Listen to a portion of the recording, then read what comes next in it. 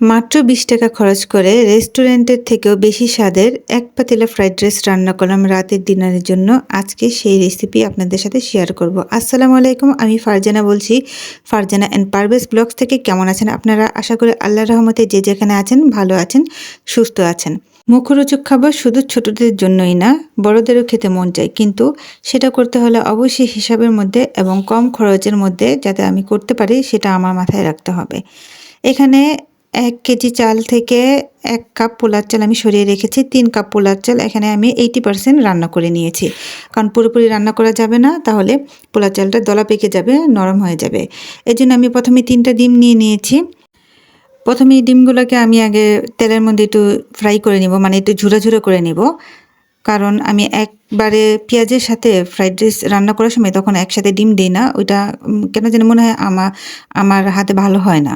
আমার করাটা ওইটা ভালো হয় না। এজন্য আমার কাছে এভাবেই সুবিধা হয়। তাই এভাবে আমি আগে ঝুরা করে নিই এবং ৩টা ডিম একসাথে না, একটু একটু করে কয়েকবারে করি। তাতে করে আমার মনে হয় কি ঝুরাটা একটু বেশি পরিমাণে হয়। জানি না অন্য সবার কাছে কি মনে হয়, কিন্তু আমার কাছে মনে হয় একটু ৩টা ডিম আলাদাভাবে এরকম ঝুরা করে নিলে পরিমাণে একটু বেশি মনে হয়।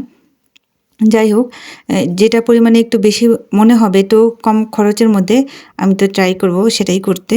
যেহেতু ফ্রাইড রাইসটা পোলার চাল দিয়ে করছি, তাই এটা আমি মাসে ১ বার থেকে ২ বারের করার বেশি চিন্তা করব না, কারণ এতে খরচটা একটু বেশি হয়ে যায়।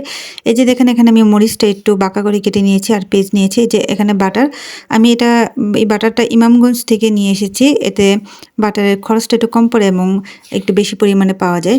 এখানে 1/2 কেজি বাটার কিনেছি ২০০ টাকা দিয়ে।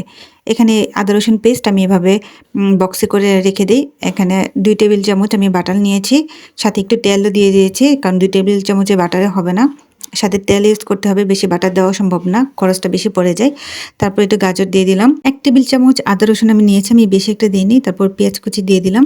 তারপরে এখানে দেখছেন এই যে বরবটি, আমি আসলে টাটকা বরবটি ইনস্ট্যান্টলি পাইনি। এছাড়া আমি বরবটিটা আমি ফ্রোজেন করে রেখে দিই, সেখান থেকে আমি নিয়ে নিয়েছি। তারপরে দেখতে পাচ্ছেন ছোট ছোট চিংড়ি, এই চিংড়ি আমি দিয়ে দিচ্ছি চিকেনের পরিবর্তে। চিকেন ঘরে ছিল না, চিংড়ি ছিল, তাই চিংড়ি দিয়ে দিচ্ছি। আরেকটা কথা বলে রাখি, চেষ্টা করবেন ফ্রাইড রাইস রান্না করলে সবজিগুলো টাটকা দিতে। টাটকা সবজি দিলে ফ্রাইড রাইসের টেস্টটা খুব ভালো আসে। মনে হচ্ছিল এতগুলো পোলার চালের মধ্যে এই ৩টা ডিম হয়তো একটু কম পড়ে যেতে পারে। মানে যেহেতু আমি চিকেনও ইউজ করছি না, তাই আরেকটা ডিম আমি বাড়িয়ে নিলাম, এভাবে ঝুড়ো করে নিলাম। আচ্ছা, এখন ফ্রোজেন ভেজিটেবলস আপনি যেটাই করেন সেটা নিয়ে একটা টিপস দিই। যখন বরবটি হোক বা টমেটো হোক বা গাজর হোক আপনারা ফ্রোজেন করে রাখবেন, সেটা ডিপ ফ্রিজ থেকে বের করে সরাসরি চুলার মধ্যে দিয়ে দেবেন। যদি আপনারা বরফটা ঝরিয়ে নিতে চান, তাহলে এই সবজিগুলোর টেস্ট একদম ভালো হবে না, একদম নেতানো থাকবে, একদম বাজে হয়ে যাবে। তাই যখনই কোনো ফ্রোজেন আইটেম, ভেজিটেবল আইটেম রান্না করবেন, ডিপ ফ্রিজ থেকে বের করে ডাইরেক্ট রান্নার পাতিলে দিয়ে দিবেন। আপনারা চাইলে ক্যাপসিকাম দিতে পারেন। ক্যাপসিকামই আসলে মেইনলি ফ্রাইড রাইসের মধ্যে দিয়ে থাকে, কিন্তু আমার কাছে ক্যাপসিকাম ছিল না, তাই আমি অল্টারনেটিভ যেটা আমার কাছে ছিল সেটা আমি দিয়ে দিয়েছি। আর এখন দেখছেন এটাই হলো আমার ২০ টাকার fried rice, Maggi Fujian fried rice. আমি ২ প্যাকেট ইউজ করেছি, প্রতি প্যাকেট ১০ টাকা করে। আসলে রেস্টুরেন্টের মতো সেই টেস্টটা এনে দিয়েছে এই ম্যাগি ফুজিয়ান ফ্রাইড রাইসের এই মশলাটা ইউজ করার কারণে। এমনিতেও এই মশলা ছাড়াও তো অনেকে ফ্রাইড রাইস রান্না করে, সেটাও দোকানের মতো হয়, কিন্তু আমি বা আমার মতো যারা আছে একদম পারফেক্ট না এই রেস্টুরেন্টের মতো খাবারটা তৈরি করতে, তাদের জন্য আসলে এটা অল্টারনেটিভ হিসেবে অনেক ভালো কাজ করবে। এখন আমি পোলাও চালগুলো দিয়ে দিয়েছি। এখন ভালোভাবে এটাকে মিক্স করে ফেলবো। নরমাল ভাতের চাল দিয়ে একদম আরও সিম্পলভাবে একটু শুধু ডিম, পেঁয়াজ, কাঁচামরিচ দিয়ে আর এই মশলাটা দিয়েই, ফুজিয়ান ফ্রাইড রাইসের এই মশলাটা দিয়েই আপনি ফ্রাইড রাইসটা রান্না করতে পারবেন। সেটাও বেশ মজা হয়। মানে যত সিম্পলভাবে আপনি রান্না করতে পারেন, সেটার একটা অল্টারনেটিভ ট্রিক্স আমি বলতে পারি এই ফুজিয়ান ফ্রাইড রাইসটা। আমার কাছে তো ভালো লেগেছে। এটা নিয়ে অনেকেই রেসিপি দিয়েছে, আমি এই ফার্স্ট রান্না করলাম এবং রান্না করার পরে যে রিভিউটা আমি পেয়েছিলাম আসলে আমার ফ্যামিলির মেম্বারদের কাছ থেকে, সেটা খুবই ভালো। আমি ১ চামচ চিনি দিয়ে দিচ্ছি এবং একটু সয়া সস দিয়ে দিলাম। এটা আমি দেখেছি অনেকে দেয়, তাই আমিও দিয়ে দিলাম আরেকটু টেস্টটা ভালো করার জন্য।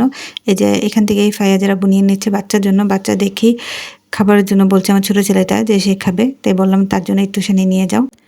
আর এখন আমি একটু টমেটো সস দিয়ে দিচ্ছি। প্রথমে চিন্তা করেছিলাম দিব না, তারপরে যে একটু লাল লাল টাইপের কালারটা আসে সেটা আসলে টমেটো সসটা দিলেই আসে, সেটা দেখতে আরও বেশি সুন্দর লাগে। কিছুটা টমেটো সস দিয়ে দিয়েছি।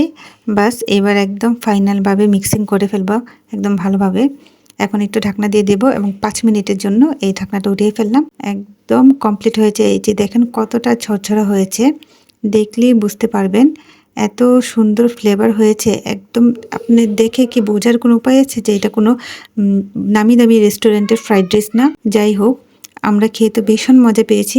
ভিডিওটি আপনাদের কিছুটা হলেও যদি ভালো লেগে থাকে এবং আমার এই সস্তায় মাত্র 20 টাকা খরচে রেস্টুরেন্টের মতো ফ্রাইড রাইসের টেস্টের রেসিপিটা যদি ভালো লেগে থাকে, তাহলে অবশ্যই আমার চ্যানেলটিকে সাবস্ক্রাইব করবেন এবং লাইক ও কমেন্ট করে আমার পাশে থাকবেন। আমি রান্নায় তো এক্সপার্ট না, আমার চ্যানেলটি মূলত ডেইলি ব্লগ চ্যানেল, তবে মাঝে সাঝে টুকিটাকি রান্নার রেসিপি দিয়ে থাকি।